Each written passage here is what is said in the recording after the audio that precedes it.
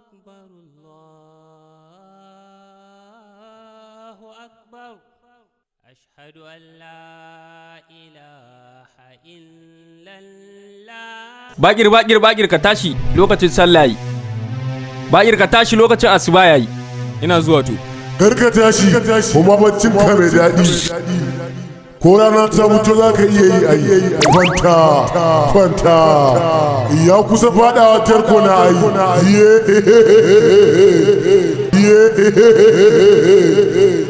Bakir har yanzu baka tashi ba? Kai inna lillahi.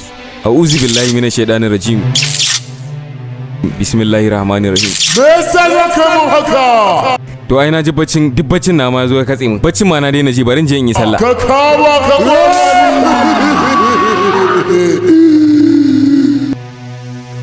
Kai alhamdulillah.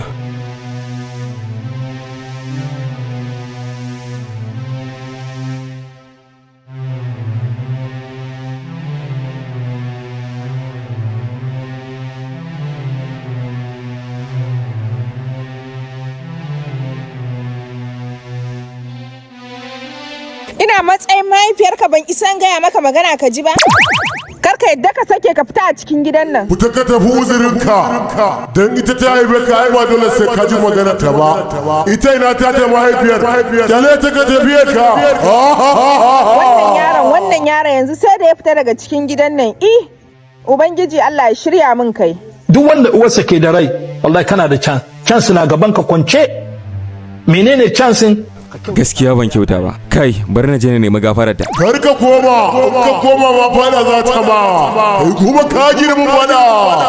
Wannan suna cikin manyan laifi a duniya. Kai ba ma ni inda zan koma wallahi. Rashin biyayya ga iyaye ba. Allahu Akbar Allah. An kira sallar azhar. Assalamu alaikum Bakir, baka ji ana kiran sallah ne? Kai bara na je na yi sallah. Ina za ka? Zauna kai kallon ka. Abinda sallar kowa jima kai za a karba. Bude shafin tomajiri. Duba. Bakir anya ku ka tashi ka je kai sallar nan. Tun ɗaza a nan na tafi na barka kuma gashi na sake dawowa na tarar da kai nan wajen. Gashi yanzu har la'asar ta yi. Bakir anya ka san muhimmancin yin sallah akan lokaci kuwa? An tambayi manzon Allah sallallahu alaihi wasallam kan cewa wani aiki ne yafi soyuwa ga Allah. Na farko shine yace yin sallah akan lokaci. Na biyu yace biyayya ga iyaye. Na uku shine yace yin jihadi domin Allah. Kuma ya wajabta wa bayi yin sallah akan lokaci. Duk ibadar da aka saka mata lokaci wajibi ne yin ta akan wannan lokacin. To Allah ne ya samu dace. A rinka yin sallah akan lokaci.